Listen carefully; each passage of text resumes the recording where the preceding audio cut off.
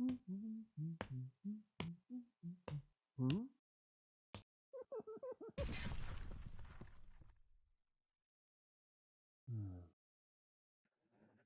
right, let's look at another supplement for Frostgrave, Into the Breeding Pits. And this is a soft cover, about 64 pages. And basically, this allows you to have the rules for how you would do a dungeon crawl. Instead of just being up on the surface, they do go through that also, how you can incorporate these rules of dungeon crawl onto the surface, which you're used to adventuring, but this allows you to go underground now. And just like all Osprey wargame books, very well illustrated, nice pictures of models and miniatures. And then we'll take an in-depth look and see what's inside this.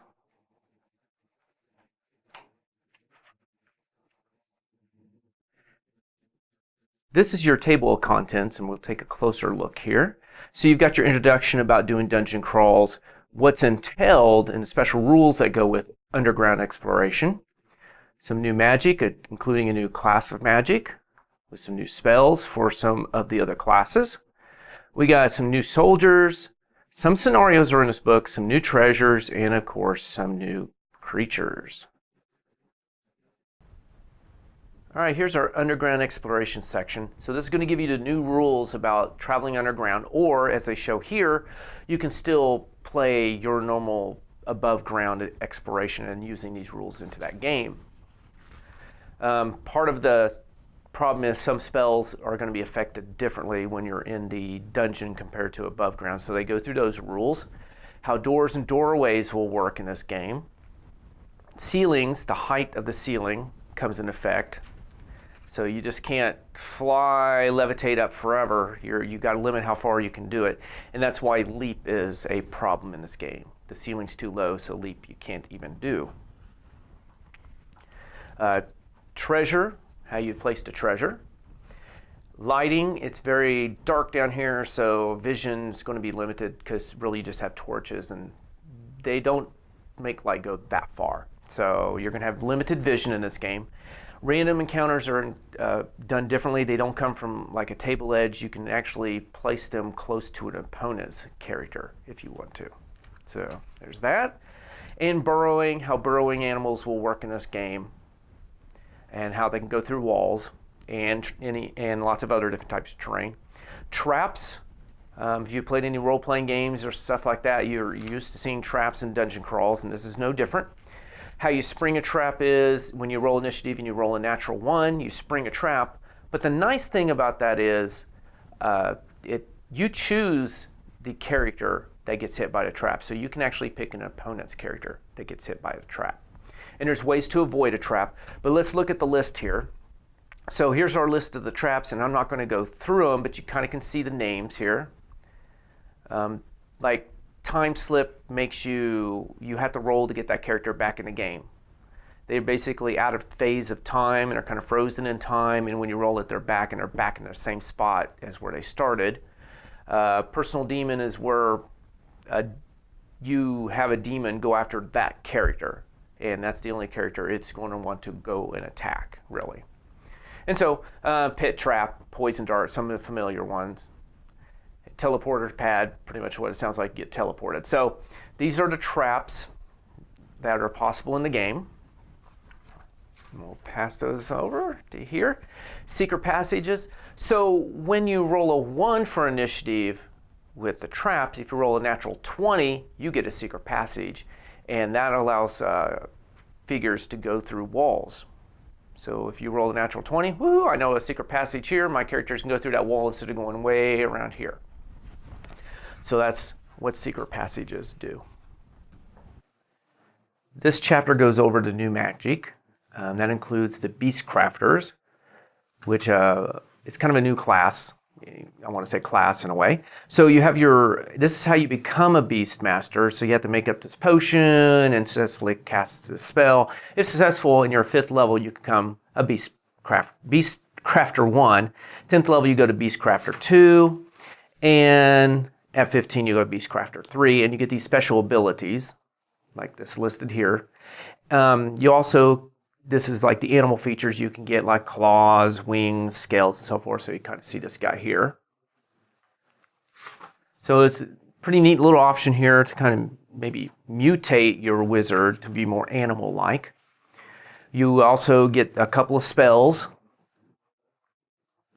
And then they introduced a new class spell called reaction spells. And these can be cast at any time during the game. You can only cast it once out of turn. But once you cast it, you can't cast another one until your turn comes around again. Well, until the end of your turn. So basically, if you cast a reaction spell, on the activation of that wizard that casts a reaction spell, they've already activated one of their activations, which is casting that spell. So they can only move. So if you go out of turn casting one of these reaction spells, your wizard can only move. It can't cast another spell on his turn.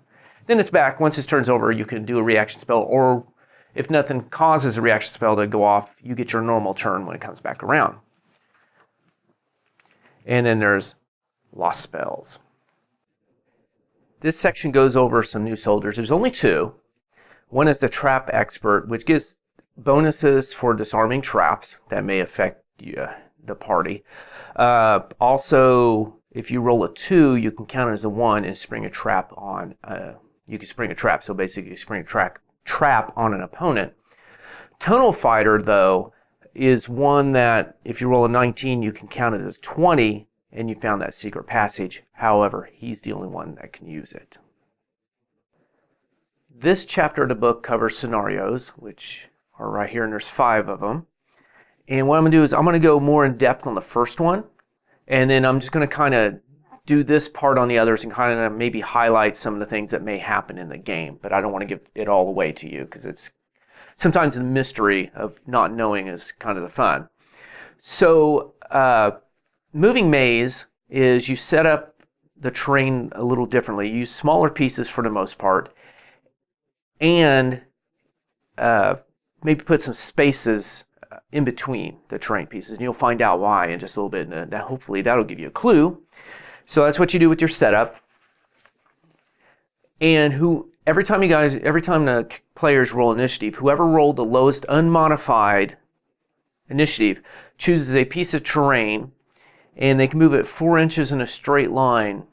It can't go off the table edge, and if it runs to another piece of terrain, it stops. But you're moving terrain pieces around during this scenario. And as it says down here, the maximum characters can see is 20 inches. And then treasure and experience, this is the rules for that. So kind of an interesting scenario where things are moving around. You may not, when your turn comes around, you may not be where you thought you were going to be. This scenario, here comes the flood. You set it up with some canals and some bridges, and the canals have really freezing cold water in it and some ice flowing through it. And then as you're starting to explore this area, there's a crash behind you and where you just came from, and cold air is blowing in. And as you see from the title, here comes the flood. Can you do your adventure and get treasure and get into safety before this huge flood comes crashing into the chamber you're in? The breeding pit. This scenario is pretty straightforward. What you're going here for is, this is the chance to find that book of Beastcrafter, which allows you to make that elixir to become a Beastcrafter. So if you want that book, this is the scenario to do it. Of course, you could take the rules that are here and apply it to other scenarios, but this one is specifically to get that book. The rats in the walls scenario. This one is kind of interesting in that you make it, put treasure down and all that as normal. However, when a treasure is picked up, rats are going to start appearing. And also at the end of each turn, rats are going to start appearing. When a trap is triggered, rats are going to start appearing. So you can understand this scenario is mainly about, can you survive the swarm of rats that are just going to be coming at your warband. In this scenario, mating season, basically you're going through adventuring as normal. However, there's these big beetle-like creatures that are normally pretty passive. They don't attack people. But at a certain point in the game, they could become aggressive and attack anything, including the party. So can you do your venturing and get most of your venturing done and getting treasure and getting out of there before these creatures start attacking your party? All right, here's some new treasure, and this is the list of treasures that you can roll for in this book. And I'm not going to go over all the treasures. Sometimes it's just, seeing the title is pretty like, what is Flute of Fleeting Images? So there is a lot of different treasures in here. Going on, we're going to get to the bestiary, and there is a lot of creatures that you can add to the game, and we'll go look at some of these new creatures because there's one that's pretty interesting. They've kind of changed a little bit about how that works, and one of them is the Gnoll.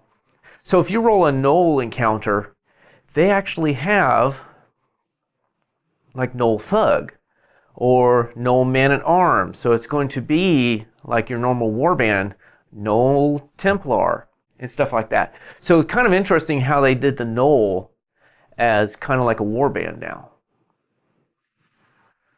Then we've got Amplipede, Basilisk Devourer, which is those beetles in that one adventure.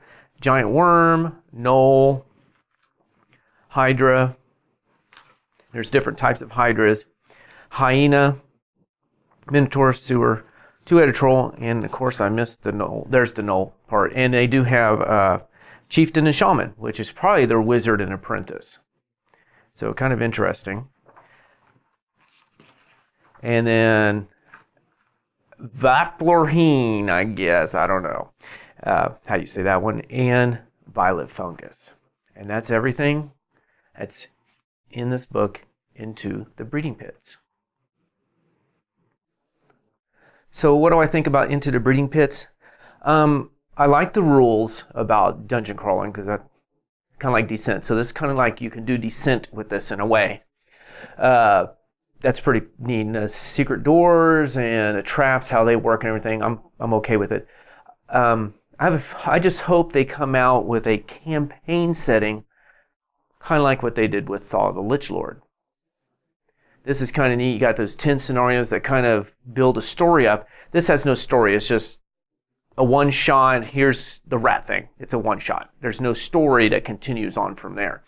So hopefully this is just an introduction to how dungeon crawls can work in Frostgrave, and they're going to introduce a scenario that has to do with dungeon crawls.